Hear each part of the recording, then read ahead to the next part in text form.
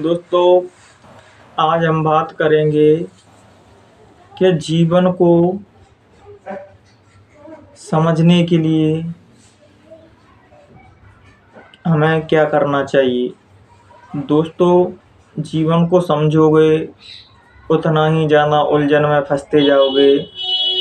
जीवन को समझा नहीं जा सकता, जीवन को जिया जाता है। और जो व्यक्ति अपने जीवन में आनंद है या आनंद की खोज में लगा हुआ है, वो ही दोस्तों जीवन जीने का प्रयत्न कर रहा है। दोस्तों बाकी सभी हम सभी तो मरने की तैयारी कर रहे हैं। दोस्तों जो व्यक्ति आनंद में रहता है, जो व्यक्ति अपने अंदर का आनंद खोजता रहता है, उसे जीवन का परमानंद मिलता है। वो अपने जीवन के उद्देश्य को समझ पाता है। जब वो अपनी मस्ती से जो उसके अंदर महखाना है, जब उससे वो जुड़ जाता है तो वो उस नशे में डूबा रहता है। दोस्तों जो कभी नहीं उतरता। ये बाहरी तो दोस्तों ये पदार्थ का नशा है। दोस्तों थोड़े बहुत दिन के लिए रहता है फिर उतर जाता है। इसी प्रकार जो शरीर का नशा रहता है, बालपन का, जवानी का, उसी प्रकार बुढ़ापे में आके ये उतर जाता है। और जब बुढ़ापा आता है दोस्तों, क्योंकि जवानी में तो हम उसकी सुध ही नहीं लेते परम पिता परमात्मा की, हम अपने ऊपर ध्यान ही नहीं देते। क्योंकि अगर आपने अपना जवानी अवस्था में परमात्मा का भजन किया है और उसको समर्पण है दोस्तों, आपका निश्चित रूप से बुढ़ापा अच्छा होगा और आपने आने वाला भविष्य निश्चित रूप से सही रहेगा। क्यों? क्योंकि आपने जब शरीर में जान थी, शरीर सब कुछ कर सकता था, तब आपने परमात्मा का स्मरण किया है। दोस्तों ये जवानी में ही दोस्तों या तो कुकर्म कर लो दोस्तों, या परमात्मा का भजन कर लो, जिससे हमारे जीवन के परम सुख की प्राप्ति होती है दोस्तों। और हम जीवन के आनंद को समझ पाते हैं कि वास्तविकता आनंद ये नहीं है। थोड़ी देर के लिए तो आनंद लगता है, फिर जीव उस कर्मों को करके ज़िंदगी भर रोता है दोस्तों। इसलिए अपने जीवन को आनंदमय और मंगलमय बनाएं। जब हम अपने ध्यान के माध्यम से अपने अंदर की मस्ती से जुड़ते हैं दोस्तों, उस मस्ती को किसी भी प्रकार से आप बखाने एक्सप्लेन नहीं कर सकते। वो तो दोस्तों उसमें डूब के ही जाना जा सकता है। एक मुसलमान फ़कीर हुए थे तो वो अपने आप को अनलग कह दिया था कि मैं ही खुदा हूँ। तो जब उनके गुरु जुन्नैद आए और उनसे कहा कि आप जिस अवस्था की बात कर रहे हैं, आपको क्या लगता है कि हम नहीं जान पाए उस मस्ती को? लेकिन जी आप उसको कहने ना लगो। अगर आप कहने लगोगे तो आपके लिए मुसीबत खड़ी होने लगेंगे। हुआ भी दोस्तों ऐसा ही। कुछ समय बाद बादशाह ने उनको फांसी का आदेश दे दिया। फांसी का आदेश दिया। जब उनको फांसी लगनी थी दोस्तों, तो थोड़ी देर के लिए ध्यान पर बैठे और उस मस्ती में ही चले गए।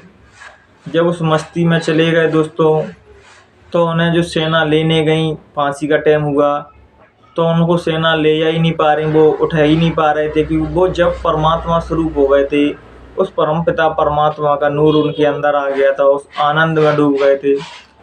जब राजा को खबर मिली, बादशाह को, कि ये यहाँ से निकल ही नहीं पा रहा है, इन्हें छू ही नहीं पा रहा कोई, तो जब और सेना भेजी गई तो वो भी उनका कुछ नहीं कर पाई और उनको नहीं बाहर निकाल पाई। तब किसी ने कहा अगर इनको इस चीज़ से बाहर निकालना है, इस आनंद से, इस मस्ती से, तो इनके गुरु को लेके आना पड़ेगा। तब उनके गुरु जुन्नैद आए और उनका हाथ पकड़ा और 2-3 बार कहा कि उस मस्ती से आप बाहर आइए, उस मस्ती से आप बाहर आइए। तब दोस्तों वो बाहर आए और उन्हें फांसी लगाई गई। ऐसे दोस्तों ये दुनिया भी अजीब है दोस्तों। यहाँ अच्छे लोगों को, परमात्मा के चाहने वालों को तो हम फांसी लगा देते हैं, और जो कुकर्मी दुष्ट आत्मा रहते हैं उनको तो हम सरों पर बैठाल के रखते हैं। क्योंकि वो हमें हाल सजा दे देंगे, अब हम उनके ऊपर कुछ आलोचना करेंगे या उनको कुछ सजाएं देंगे। लेकिन भगवान के भक्तों को जब सताया जाता है तो प्रभु ही उसके लिए आते हैं। जिस प्रकार उनकी मस्ती में वो आए, खुदा आ गया तो उनको छीने नहीं दे रहे। दोस्तों, संत महापुरुषों को, किसी साधक को उनकी बगैर इच्छा कोई कुछ उनके जीवन में कुछ कर ही नहीं सकता, क्योंकि भक्त का दर्जा दोस्तों भगवान से भी बड़ा रहता है कि जो भक्त कह देता है परमात्मा को वही आदेश देना पड़ता है। तो तभी तो मैंने 2-4 वीडियो में कहा भी है कि परमात्मा कहता है, जीव कहता है परमात्मा से, तू करता वही है जो तू चाहता है। परमात्मा कहता है, होता वही है जो मैं चाहता हूँ। तू करना शुरू कर वो जो मैं चाहता हूँ, तो फिर होगा वही जो तू चाहता है। जिस दिन हम परमात्मा के मार्ग पर निकल जाते हैं दोस्तों, उसका भजन करते हैं दोस्तों, तो हमारे आदेश को टालने का कोई हमारे आदेश को नहीं टाल सकता। जिस भी देवी देवता से कोई भी वहाँ पर प्रार्थना निवेदन करेगा तो देवी देवता को उसकी बात माननी पड़ती है, क्योंकि महात्मा जब भी कुछ मांगते हैं अपने लिए कुछ नहीं मांगते, हमेशा दुनिया की भलाई के लिए, संसार की मानवता की भलाई के लिए। लेकिन फिर भी हम संसारी लोग उनके लिए क्या करते हैं, तरह तरह के उनके जीवन में कांटे बिछा देते हैं। उनका कसूर क्या है दोस्तों? कसूर यही है कि वो परमात्मा का भजन करते हैं, जो तुम नहीं कर सकते वो करते हैं।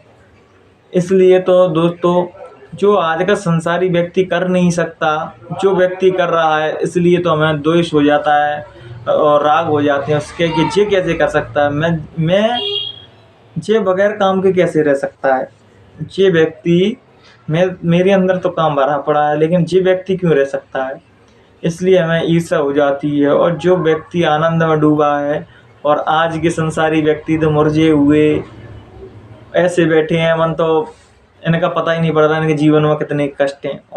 और संत महात्मा रहते हैं दोस्तों, उनके जीवन में पता ही नहीं पड़ता कोई कष्ट है भी या नहीं, वो हमेशा प्रसन्नता में रहते हैं, मस्ती में रहते हैं। इसलिए इस संसारी लोगों को उनसे जलन होने लगती है कि ये मस्ती में कैसे हैं। बहुत से लोग तो कहते हैं खाते हैं इसलिए वो कर रहा। अरे आपको दोस्तों, संत महात्मा सूखी हुई रोटी खाएगा दोस्तों, फिर भी उसके चेहरे पे तेज होगा, वाणी में मिठास रहेगी दोस्तों, और उनके चेहरे पे परमात्मा का नूर साफ दिखता है, क्योंकि वो मस्ती उनके अंदर। तुम्हारे पास तो सब कुछ है, फिर भी तुम्हारे पास मस्ती क्यों नहीं है? क्योंकि तुम्हारे पास जो असली मस्ती है वो है नहीं, आर्टिफिशियल मस्ती है तो थोड़ी देर के लिए रहती है फिर चली जाती है। असली मस्ती चाहिए दोस्तों, तो उसके नाम से जुड़ने से ही आएगी दोस्तों, अन्यथा सच्ची मस्ती नहीं आ सकती। मस्ती चाहिए दोस्तों तो हमें उसकी इबादत में, उसकी भक्ति में, उसकी अर्चना पूजा में, प्रार्थना में हमें डूबना ही पड़ेगा।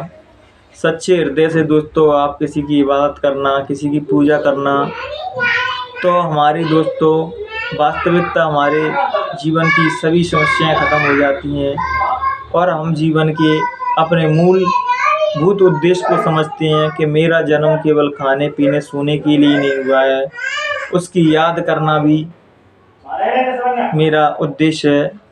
तो किसी सूफी संत ने क्या खूब कहा कि मैं उसका जिक्र करता हूँ, मतलब कहने का भाव मैं उसकी बात करता हूँ, वो मेरी फिक्र करता है, मतलब वो मेरा ख्याल रखता है। केवल मैंने उसको अपने आप को समर्पण कर दिया, मैंने अपने आप को प्रभु का मान लिया कि मैं प्रभु का हूँ, तो प्रभु मेरी छोटी छोटी चीज़ का भी ख्याल रखते हैं। और संसारी लोग सब कुछ अपना अपना मान रहे हैं, फिर भी उनका कुछ नहीं है। जब मौत आती है सब छुड़ा ले जाती है दोस्तों। और प्रभु के भक्तों पर दोस्तों हमेशा प्रभु उनको मौत की क्षण में भी अकेला नहीं छोड़ते, मौत में भी प्रभु उसको लेने आते हैं जिसने पूरा जीवन अपने प्रभु को समर्पित कर दिया है। और संसारी लोग तो रो रो के चिल्ला चिल्ला के जाते हैं दोस्तों। जो साधक लोग रहते हैं, प्रभु के प्यारे रहते हैं दोस्तों, उनके लिए प्रभु खुद यान लेके आते हैं और अपने भक्त को, अपने प्यारे को उस यान में लेके जाते हैं और जन्म जन्मांतर से उसको मुक्त कर देते हैं। तो दोस्तों भक्ति में वो शक्ति है दोस्तों कि आपके जीवन को बिल्कुल ही पलट के रख सकती है। आपके जीवन के जो भी दुख कलेश हैं वो सच्ची आराधना से, सच्ची भक्ति से हम समाप्त कर सकते हैं। तो इन्हीं विचारों को मैं विराम दूंगा। अगर मुझसे कहने सुनने में दोस्तों कोई भी गलती हुई हो तो अपना छोटा भाई समझ के मुझे माफ़ कर देना। प्रणाम दोस्तों।